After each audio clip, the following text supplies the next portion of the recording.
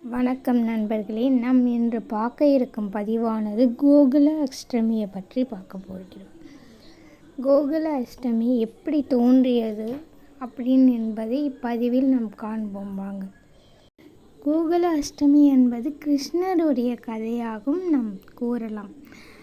பழைய காலத்தில் மதுராவில் வாசுதேவர் மற்றும் தேவகி என்ற தம்பதியர் வாழ்ந்தனர்.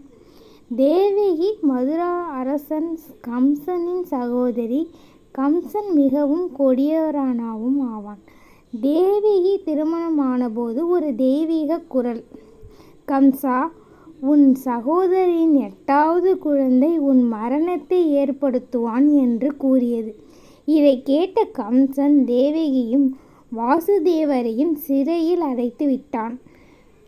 சிறையில் தேவகி முதல் 6 குழந்தையும் கம்சனை கொன்று விட்டான். 7வது கருவில் இருந்த பலராமரை யோகமாயா தனது மாயத்தால் ரோகிணிக்கு மாற்றி வைத்தார். 8வது குழந்தையாக 8வது மாதத்தில் பகவான் விஷ்ணுவே கிருஷ்ணராக அவதரித்தார். அந்த இரவு ஆவணி மாதம் கிருஷ்ண பட்சம் அஷ்டமி 8ஆம் தேதியில் சிறையில் சங்கு சக்கரம் முழங்க அழகுடன் பந்தமே ஏந்திய நிலையில் கிருஷ்ணர் அவதரித்தார். அதே சமயம் சிறையில் கதவுகள் தானாக திறந்தன. காவலர்கள் தூங்கிவிட்டனர். யமுனை நதியின் வழியாக வாசுதேவர் குழந்தையை பிடித்து நந்தன கோபானின் வீட்டுக்கு கோகுலத்தில் கொண்டு சென்றனர். அங்கே யசோதாவுக்கு பிறந்த பெண் குழந்தையை மாற்றி கிருஷ்ணனை வைத்துவிட்டு திரும்பினர். அந்த பெண் குழந்தையை யோகமாயி கம்சனிடம், உன் இறப்பிற்கு காரணமானவன் ஏற்கனவே பிறந்து விட்டான் என்று சொல்லி வானில் மறைந்தாள். கிருஷ்ணர் கோகுலத்தில் வளர்த்து பால் வெண்ணெய் எடுத்தல், கோபியர்களுடன் விளையாடுதல், காளியன் பாம்பை அடக்குதல், கோவல மாலை தூக்கி மக்களை பாதுகாத்தல் போன்ற பல லீலைகளை செய்தார். கோகுலாஷ்டமி என்று மக்கள் கிருஷ்ணரின் பிறப்பை நினைவு கூர்ந்து உப்பு இனிப்பு பல்வகை நெய்வேத்தியங்களை செய்து சிறு சிறு கலைச்சூட்டைகளை அவரின் குழந்தை பருவ தடைகளை வீட்டின் உள்ளே வரைந்து மகிழ்ச்சியுடன் கொண்டாடுகிறார்கள். நாம் அனைவரும் கோகுலாஷ்டமி அன்று வழிபாடு செய்து மகிழ்வோம். நன்றி. இப்பதிவு உங்களுக்கு பிடித்திருந்தால் லைக் பண்ணுங்கள், ஷேர் பண்ணுங்கள், சப்ஸ்கிரைப் பண்ணுங்கள்.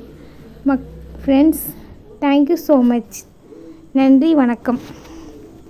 கிருஷ்ணருக்கு மிகவும் பிடித்தமான உணவு வகைகள் சீடை, முறுக்கு, வெண்ணெய், அதிரசம், எள்ளடை போன்ற பொருட்கள் கிருஷ்ணருக்கு மிகவும் பிடித்த உணவுகள். இவைகளெல்லாம் வைத்து வணங்கினால் நம் குழந்தை செல்வங்கள் பெருகும், வாழ்க்கையின் முன்னேற்றங்கள் பெறலாம். நம் வாழ்வில் முன்னேறுவதற்கு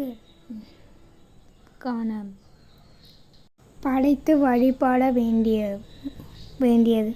வீட்டில் கிருஷ்ணனின் கால் பாதங்களை இட்டு நாம் வழிபாடுவது மிகவும் சிறப்பு வாய்ந்ததாகும்.